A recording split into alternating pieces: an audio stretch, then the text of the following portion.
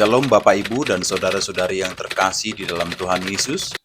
Kembali lagi pada pembacaan firman Tuhan pada hari ini. Karena hidup kita adalah pujian bagi Tuhan, yaitu pujian yang menyenangkan hati Tuhan, maka hidup kita harus terus diperlengkapi dengan kebenaran firman Tuhan. Sebelum kita mendengarkan dan merenungkan kebenaran firman Tuhan hari ini, mari kita berdoa agar Tuhanlah yang menolong kita untuk memahami firman-Nya. Mari kita berdoa. Bapa yang baik yang kami sembah di dalam nama Tuhan Yesus, pada saat ini kami akan membaca dan merenungkan firman-Mu. Tuhanlah yang menolong kami untuk mengerti dan memahami firman-Mu. Di dalam nama Tuhan Yesus kami telah berdoa dan mengucap syukur. Amin. Amin. Puji Tuhan. Hari-hari ini ada satu iman yang muncul di hati saya. Dalam sebuah kalimat untuk Anda, kalau Tuhan jalan di depan, semua beres. Hidup itu sudah cukup rumit. Pengharapan kita yang sederhana aja. Sudah, pokoknya saya merem percaya, meskipun iman tidak buta. Saya percaya kalau Tuhan itu jalan di depan kita. Bukan hanya segala sesuatu akan indah pada waktunya. Semua beres. Baik itu pergumulan kita soal kesehatan, keuangan, rumah tangga, hubungan, gesekan dalam pelayanan, atau apapun mara bahaya situasi kondisi yang menghimpit kita. Sudah, bukan suruh Tuhan, tidak boleh kita suruh-suruh, tapi mintalah Tuhan jalan di depanmu. Benar-benar akan selesai. Ada satu kata-kata begini yang membuat saya jadi ingat terus kalimat itu. Kalau Tuhan jalan di depan semua beres. Jadi alamat sukses hidup kita. Jadi keberhasilan hidup kita itu ada alamatnya. Misalnya, rumah Anda di mana? Oh, saya di Jalan Diponegoro nomor 32. Ya, kota mana? Kota Semarang, Salatiga, Surabaya, Jakarta. Nah, kalau keberhasilan hidup ini juga ada alamatnya. Bukan Jalan Diponegoro, bukan Jalan Sungkono, tapi alamatnya di sini, catat, Jalan Yesus nomor 1. Sudah pasti apapun yang kau kerjakan berhasil. Tidak berarti kita nggak punya masalah, tidak berarti mulus jalan kita, tidak ada musuh, tidak ada tantangan, apalagi rintangan. Tapi kalau kita selalu ke alamat itu, kita akan menemukan keberhasilan hidup kita. Jalan Yesus nomor 1, Yesus suruh jalan di depan. Saya ajak kita melihat suatu dialog antara seorang hamba Tuhan yang sangat dekat sama Tuhan dengan Tuhannya. Namanya Musa. Keluaran 33 ayat 13-16. Bunyinya, maka sekarang, jika aku kiranya mendapat kasih karunia di hadapanmu, beritahukanlah kiranya jalanmu kepadaku, sehingga aku mengenal engkau, supaya aku tetap mendapat kasih karunia di hadapanmu. Ingatlah, bahwa bangsa ini umatmu. Lalu ia berfirman, aku sendiri hendak membimbing engkau dan memberi ketentraman kepadamu. Berkatalah Musa kepadanya, jika engkau sendiri tidak membimbing kami, janganlah suruh kami berangkat dari sini. Dari manakah gerangan akan diketahui bahwa aku telah mendapat kasih karunia di hadapanmu, yakni aku dengan umatmu ini? Bukankah karena engkau berjalan bersama-sama dengan kami, sehingga aku dengan umatmu ini, dibedakan dari segala bangsa yang ada di muka bumi ini? Dialog Musa ini sebuah syafaat sebenarnya. Waktu itu, latar belakang cerita, Tuhan sudah nggak mau jalan di depan mereka, suruh malaikat yang mewakili. Kan mereka mereka itu hanya mau masuk ke tanah Kanaan dengan atau tanpa Tuhan. Istilahnya zaman modern ini bahasa kerennya gini lah, mereka hanya mau berkatnya. Ada nggak ada Tuhannya nggak masalah. Sedangkan Musa lain, Musa itu sahabat Allah. Kerinduan tertinggi adalah bersekutu dengan Tuhannya. Kalau kita ke restoran, benar-benar foodie ya, kita hanya mau makan itu, ngidam, padahal bukan wanita. Padahal nggak hamil. Pokoknya saya harus makan itu. Dengan atau tanpa papa, mama.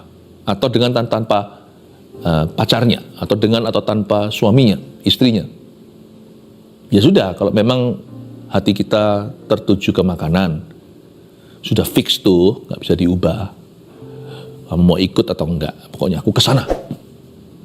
Tapi orang yang people person, orang yang lebih mengutamakan manusia, dia berkata, ya makanannya sih saya kepingin, tapi saya lebih pingin makan bersama dengan kamu, makanan itu.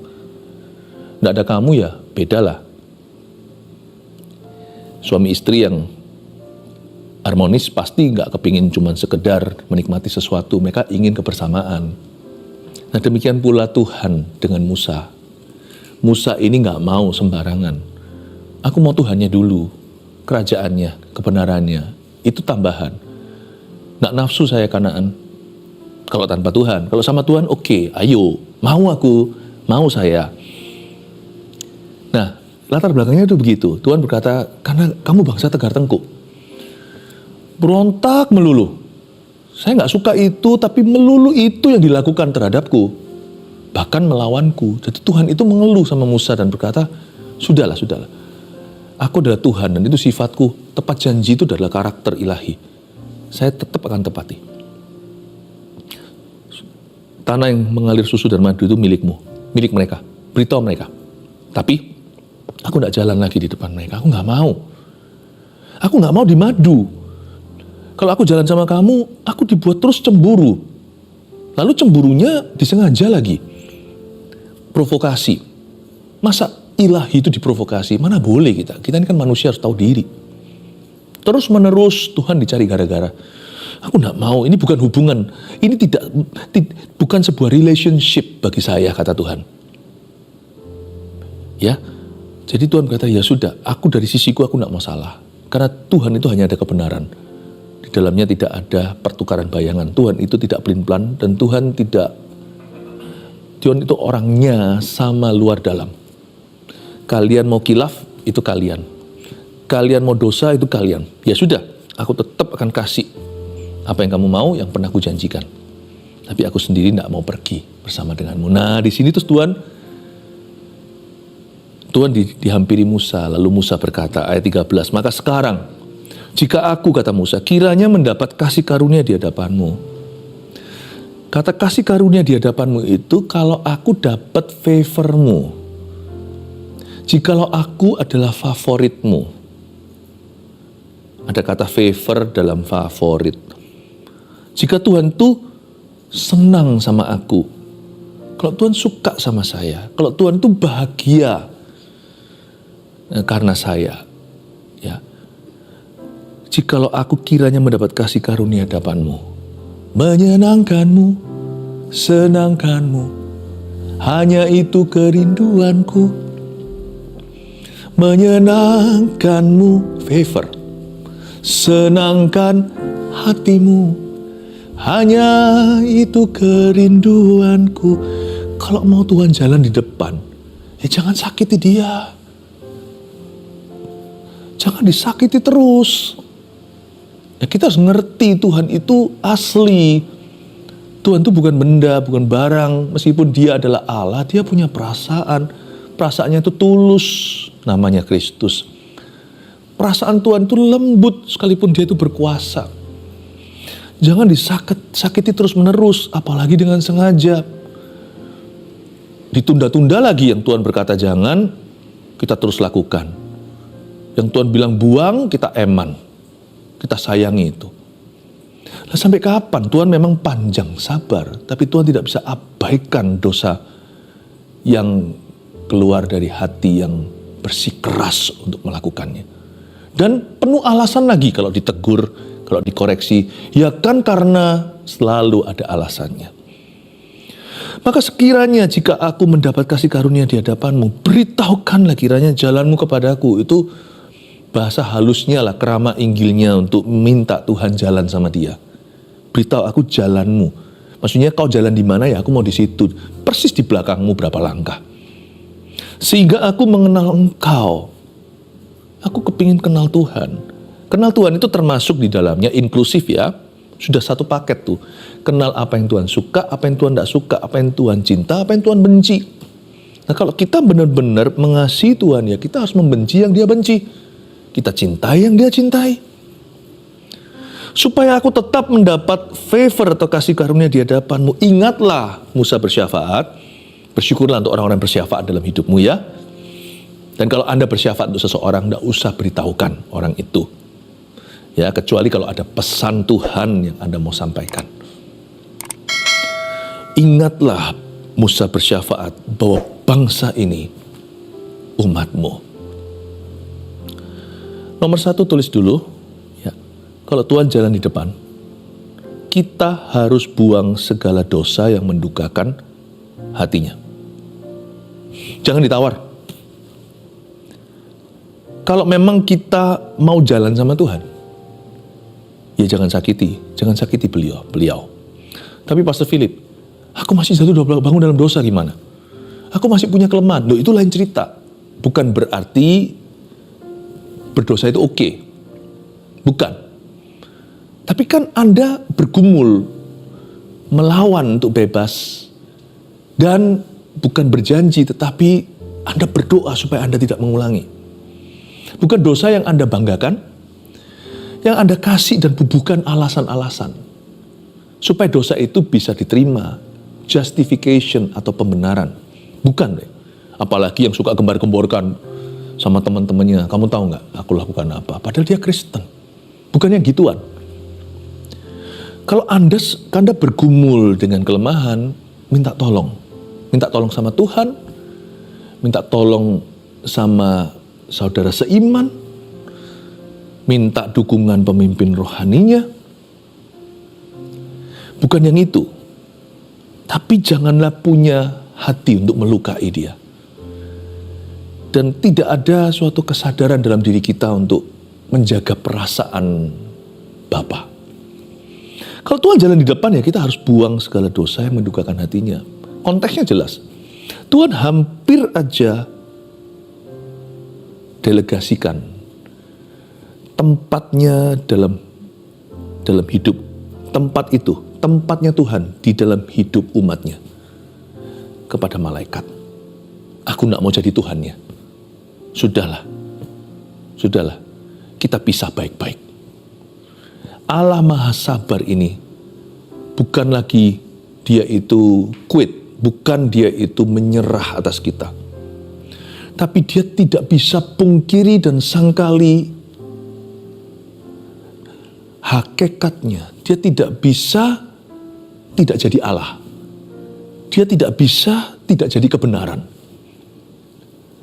Roh Kudus di dalam diri orang percaya tidak bisa jadi roh yang tidak suci. Lama-lama Anda dan saya harus milih. Pilih Tuhan atau pilih setan? Pilih dosa atau pilih hadirat Allah? Karena dosa memisahkan kita dari Tuhan. Kalau kita nggak bisa pilih dan terus pelin-pelan dan terus menerus tunda-tunda ketaatan, baiklah, Allah yang panjang sabar ada satu titik akan memilih untuk Anda. Tuhan akan berkata, baiklah, aku tidak akan berjalan bersamamu. Jangan cobai Tuhan Allahmu. Sedih ya cerita ini, tapi untung hari itu Musa bersyafaat begini. Ingatlah bahwa mereka adalah umatmu, alias kasih kesempatan lagi kalau perlu terakhir kali. Jadi konteksnya udah jelas. Kalau kita nggak bisa pilih, terakhir Tuhan yang akan memilih untuk Anda. Baiklah. Kalau memang itu maumu, Tuhan akan serahkan kita pada keinginan hati kita. Dan itu berarti meninggalkan Tuhan pada akhirnya. Jangan ya.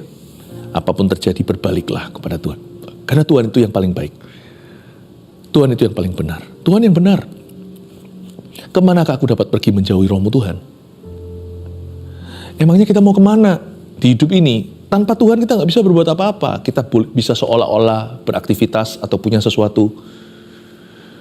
Tanpa Tuhan nggak bisa kita lakukan sesuatu yang berarti, sesuatu yang bermakna, sesuatu yang berdampak kekal. Tanpa Tuhan juga mana berani kita menghadapi akhirat. Kita mau berakhir di mana? Jadikan Tuhan Yesus itu kehidupanmu. Bukan sekedar agama kepercayaanmu, tapi jadikan dia kehidupanmu. Kalau kita tahu kita butuh, maka kita harus menjaga kekudusan kita. Lebih tepatnya, menjaga kekudusannya di dalam diri kita.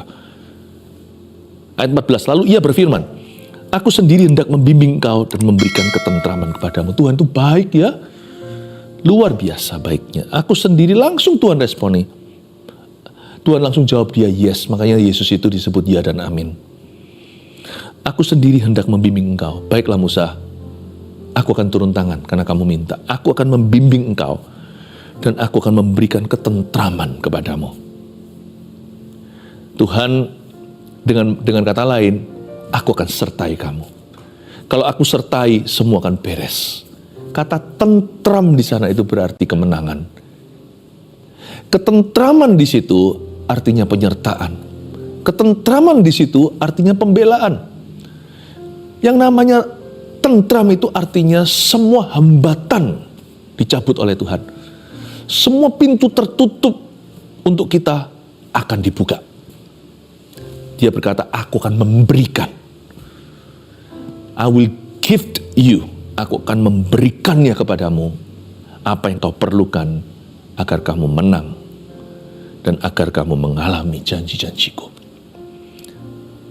Berkatalah Musa kepadanya, jika engkau sendiri tidak membimbing kami, janganlah suruh kami berangkat dari sini. Dari manakah gerangan akan diketahui? Musa mulai mendoakan, berdoa itu bisa dan harus rasional. Musa mulai menimbang dan memilih kalimat. Bukan fasih lidah yang penting di sini, tetapi doa tidak boleh iseng, doa tidak boleh latah, doa harus memikirkan betul-betul ya Tuhan, posisi Tuhan di dalam hidupmu dan juga posisi Anda di hadapannya. Dari manakah gerangan akan diketahui bahwa aku telah mendapat kasih karunia di hadapanmu, yakni aku dengan umatmu ini. Bukankah karena engkau berjalan bersama dengan kami Tuhan? Berkat tidak mendefinisi siapa kami. Tuhan yang mendefinisinya. Bukan mujizat bahkan, tapi hadirat. Kalau bukan Tuhan jalan sama kami, bedanya apa kami dengan Firaun? Firaun juga punya kuasa, tapi kuasa gelap.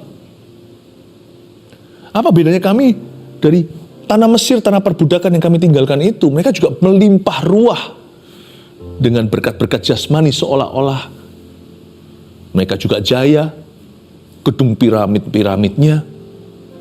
Di sana juga punya semua kemewahan yang dunia cari.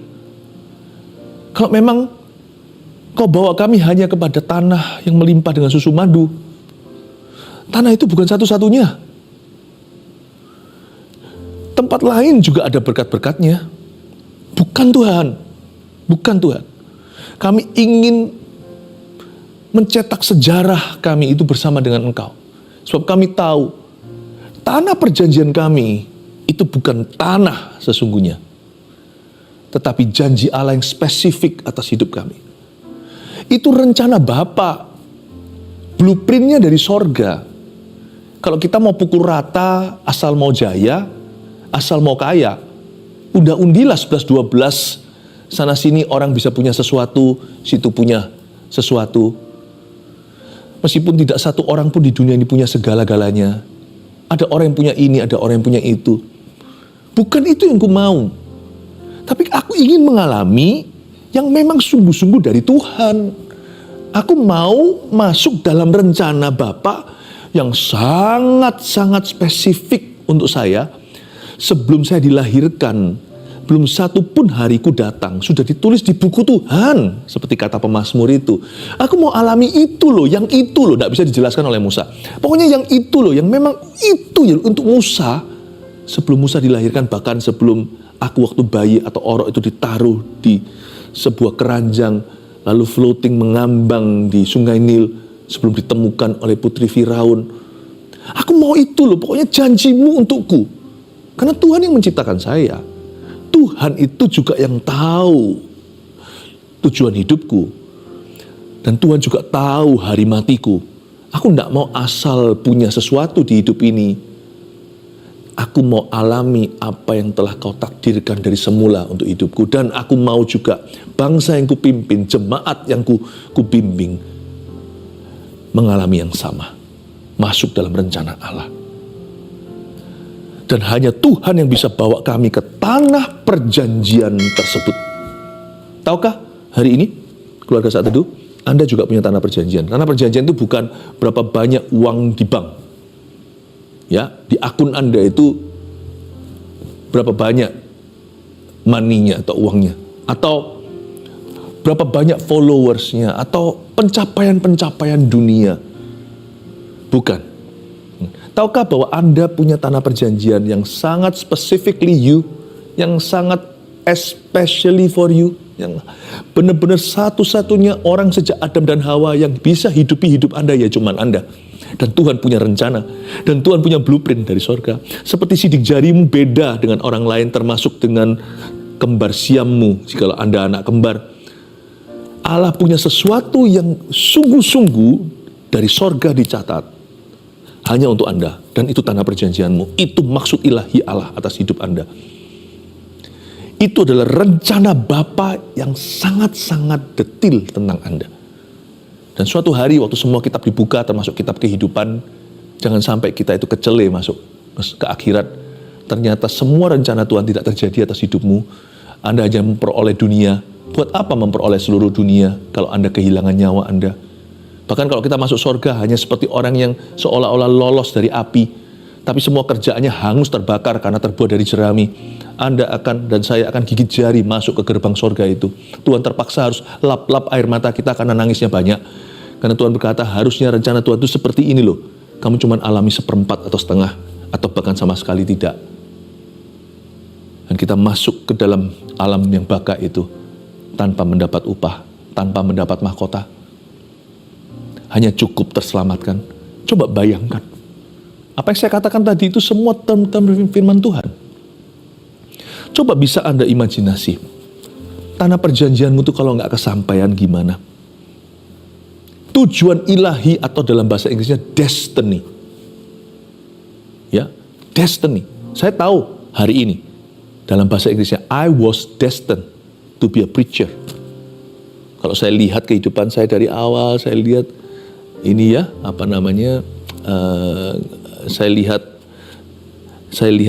sejarah hidup sendiri, saya lihat pikir, iya ya Tuhan, kayaknya dari dulu tuh kelihatan seperti ada tanda-tanda Tuhan mengarahkan hidup saya pada panggilan saya sekarang.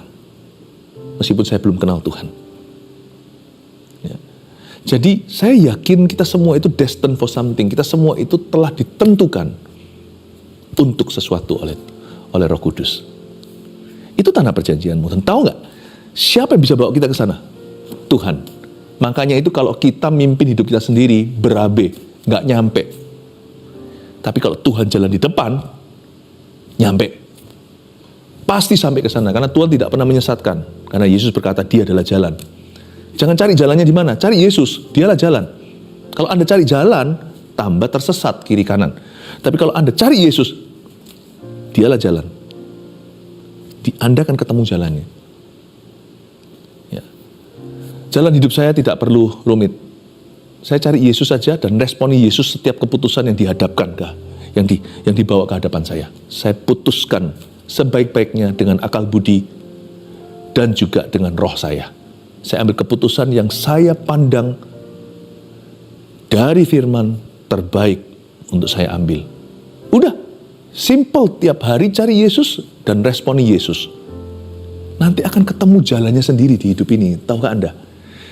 Kalau kita cari Yesus dan kebenarannya, cari kerajaan Allah dan kebenaran itu, bukan hanya segala sesuatu ditambahkan, semua pintu terbuka. Semua pintu sukses hidup kita yang memang dari Tuhan loh ya, itu terbuka semua. Jangankan pintu laut merah pun terbelah. Dia buka jalan saat tiada jalan. Ingat lagu itu? God will make a way. Tuhan membuka jalan saat tiada jalan. Kalau Tuhan sudah tentukan kita jalan dalam ketaatan, nurut tiap hari sama Roh Kudus, biar Tuhan jalan di depan. Dia buka jalan. bahkan saat tiada jalan. Bahkan ketika musuh-musuhmu menutup jalanmu. Sebab apa yang Tuhan buka, siapa bisa menutupnya? Bila kau membuka pintu, siapa dapat menutupnya? Jika Tuhan yang mengangkat aku, siapa dapat merendahkan? Bukankah itu ada dalam lagu yang juga kita nyanyikan di gereja? Saya dorong Anda untuk punya komitmen ini. Udah jangan cari jalanmu sendiri, cari Yesus dan buat keputusan yang benar dan baik dalam hidupmu. Saya percaya Dia akan buka jalan dan semua pintu kita. Nomor 2 dicatat dulu, kalau Tuhan jalan di depan, Dia akan buka semua pintu dan jalan kita. Tentunya Musa masih belum lama bisa nostalgia apa yang terjadi di Laut Merah. Ini kan Keluaran pasal 33. Barusan berapa pasal sebelumnya, ya, Musa itu menuntun bangsa Israel keluar dari Mesir, tanah perbudakan. Dan rintangan ke-1 waktu dihadapi adalah Laut Merah yang ngeblok jalannya. Ya bukan ngeblok sih, ya memang gak ada jalan. Itu cerita hebat loh. Itu bukan Tuhan buka jalan loh. Itu Tuhan cipta jalan, karena laut bukan untuk dijalani. Tiba-tiba ada dinding akuarium di kiri kanan, itu laut membelah sendiri. Jadi bisa bayangkan, itu laut kan air kan transparan. Pasti kan kelihatan itu ikan, tapi ikannya nggak bisa tembus, nggak bisa keluar. Itu akuarium raksasa buatan Tuhan, bisa lihat semua hewan-hewan lautan. Nggak masuk akal. Bukan Dia buka jalan, Dia ciptakan jalan. Seharusnya nggak ada jalan. Laut bukan untuk jalan-jalan. Luar biasa Tuhan. Musa baru aja belum lama yang lalu. Bukan hanya itu. Mereka itu mau keluar dari Mesir aja dihalang-halangi. Sampai Tuhan kasih tulah atas Mesir. Keluarnya aja susah. Sekali keluar, di hadapannya adalah samudera. Musa tahu, kalau Tuhan jalan di depan, beres. Dia tahu bahwa Tuhan yang utus dia masuk ke Mesir, bawa keluar bangsa Israel. Kalau itu kehendak Tuhan, pasti beres. Memang deg-degan ya waktu kita alami ya, apalagi waktu sudah ada suara kereta-kereta berkuda Mesir, jumlahnya ratusan, bahkan ribuan. Mereka sudah bernafsu membunuh, maju kena, mundur nggak bisa. Itu semua sudah orang-orang yang musuh-musuh, sudah siap membunuh. Di depan, melangkah ke depan itu berarti tenggelam di dalam lautan. Dia nggak punya pilihan, memang deg-degan. Tapi saya yakin, Musa terus mengingatkan dirinya, aku sampai detik ini, karena Tuhan yang tuntun. Waktu dia lihat laut, dia berkata, tuntun aku terus, karena kau jalan di depanku, yang kulihat di depanku bukan lautan, tapi Tuhan. Tiba-tiba waktu dia taruh iman, Roh Kudus bicara sama dia, kamu akan diam saja dan melihat kelepasanku. Angkatlah tongkat yang ada di tanganmu, maka laut itu akan membelah. Sungguh itu yang terjadi. Dan Musa hari itu, dia membuat keputusan yang sama. Dia berkata, Tuhan, kalau engkau tidak menyuruh kami pergi dari sini kemana, kami tidak mau pergi. Kecuali kau berjalan di depan kami tidak melangkah. Dari mana gerangan orang di dunia akan tahu bahwa kami adalah umatmu, kalau bukan karena Tuhan jalan di depan. Kalau Tuhan jalan di depan, aku sudah belum lama yang lalu, aku dan umatmu mengalaminya. Kami akan mengalaminya lagi. Kami akan terus alami ini. Karena Tuhan tidak berubah dahulu, sekarang, dan selama-lamanya. Kalau Tuhan jalan di depan, Dia akan buka semua pintu dan jalan kita. 3, kalau Tuhan jalan di depan, itu yang saya katakan tadi, tanah perjanjian. Kita akan sampai ke tanah perjanjian kita. Dan tanah perjanjian kita yang terakhir tahu apa? Kalau Tuhan belum datang kembali loh ya, kita nggak tahu kapan Tuhan akan datang kedua kalinya. Bisa setiap waktu, setiap saat. Hanya Tuhan yang tahu, hanya Bapa yang tahu. Tapi kalau Tuhan belum kembali, kita mati, tanah perjanjian kita adalah sorga. We want to finish well. Dan kita tidak bisa finish well, kita tidak bisa akhiri perlombaan iman kita kalau Tuhan tidak jalan di depan. Kalau Anda yang jalan di depan dan Tuhan harus turuti kemauanmu, kita jadi pemimpinnya, Tuhan jadi budaknya, jadi pembantu, atau Tuhan jadi hambanya kita, hidup kita pasti akan salah. Salah di sini, salah di akhirat, salah semua. Tapi kalau Tuhan jalan di depan, saya yakin kita semua akan finish well. Kita semua akan bisa mengakhiri pertandingan iman kita suatu hari dengan gilang gemilang dan menang. Saya yakin demikian pula kalau Anda dan saya izinkan pekerjaan, bisnis, profesi kita, Tuhan jalan di depan, cari Tuhan. Doa dulu sebelum pergi ke kantor. Kalau kita punya kebiasaan dan disiplin yang tinggi untuk selalu mendahulukan Tuhan, saya yakin hasilnya tidak akan mengecewakan. Anda akan melihat tangan Tuhan nyata menuntun Anda. 3 poin sini dicatat baik-baik. Inilah iman yang saya bagikan. Kalau Tuhan jalan di depan, kita harus buang segala dosa yang mendukakan hatinya. Jangan lupa dan jangan Anda tunda. Percayalah, semua ketaatan yang tertunda adalah kemuliaan yang tertunda. Semua ketaatan yang kau tunda adalah berkat yang tertunda. Semua ketaatan yang ditunda-tunda adalah kemenangan yang tertunda pula. Kalau Tuhan jalan di depan, nomor 2, dia akan buka semua pintu dan jalan kita. Kalau Anda menghadapi jalan buntu, kuatkan hatimu. Sebab sebentar lagi Tuhan akan buka pintu. 3, kalau Tuhan jalan di depan, kita akan sampai ke tanah perjanjian kita. Oh haleluya. Siapa di sini mau menggandeng Roh Kudus, angkat tangannya.